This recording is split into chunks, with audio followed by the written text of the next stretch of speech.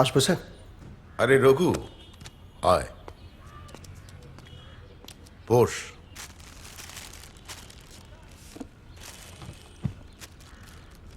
এবার কি করবি, কোথায় যাবি, কিছু ভেবেছিস? না স্যার। এগুলো নিয়ে তোর জামা কাপড় আর এই টাকাটা নে। আরে এগুলো তোরই টাকা, ওই জেলে যে কাজকর্ম করেছিস তার পারিশ্রমিক নে।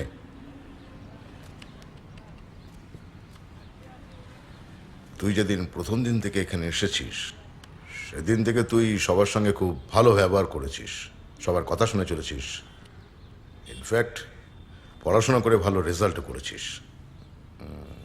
তাই আমি ভাবছি যে তুই অতীতের সমস্ত ঘটনা ভুলে গিয়ে একটা নতুন জীবন শুরু কর। কি পারবি তো? চেষ্টা করবো স্যার। আর শোন, এই বন্ধুর কাছে চিঠিটা নিয়ে তুই দেখা কর, এতে ঠিকানা লেখা আছে, মানে তুই যাতে ওখানে কটা দিন থাকতে পারিস, তোর একটা কাজকর্মের ব্যবস্থা হয়, সেসব কথাই লেখা আছে। কিন্তু স্যার উনি কি আমাকে? ডোন্ট ওয়ারি, আমার বন্ধু খুব ভালো মানুষ, তুই নিশ্চিন্তে যা। তুমি তাহলে থাকো কদিন এখানে, দেখি কি করতে পারি। ওকে এখন এখানেই থাকবে? সোমনাথ লিখে পাঠিয়েছে, ওর জেলেই ছিল, খুব ভালো ছেলে, লেখাপড়াও জানে। এই তুমি একবার ঘরে এসো তো।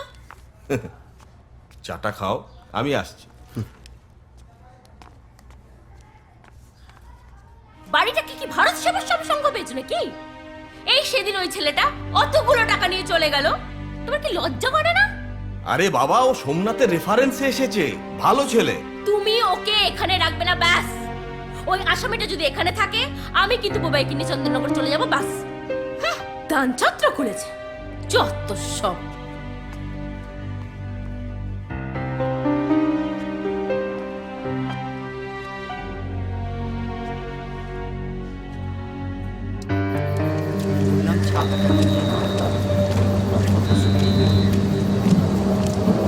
সাবধানে যাবি বাবা। রাস্তায় বাস থেকে যেখানে সেখানে নামবি না। না না। আর সঙ্গে 6টা পরোটা দিয়ে দিয়েছি, মোটা মোটা, খিদে পেলে খাবি। আর সঙ্গে নাড়ুও আছে। যা যা, তাড়াতাড়ি বাসে উঠে পড়, সময় হয়ে গেল। আসছি, যা।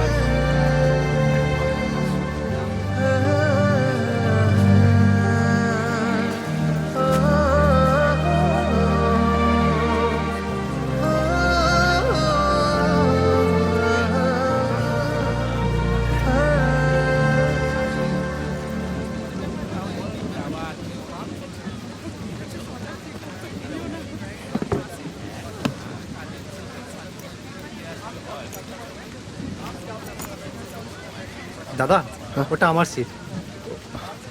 সরি। ওকে, ইটস ওকে।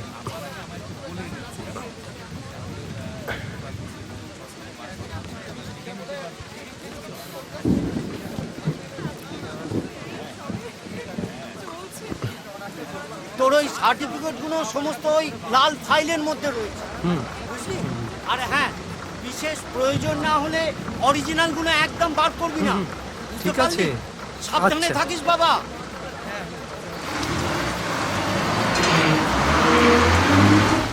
বাবা?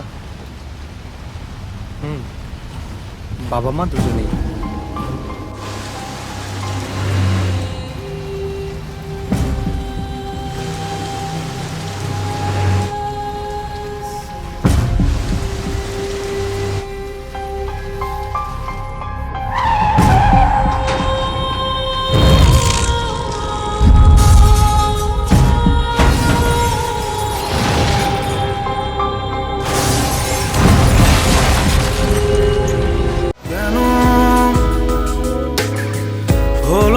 ভালোর গল্প কোনো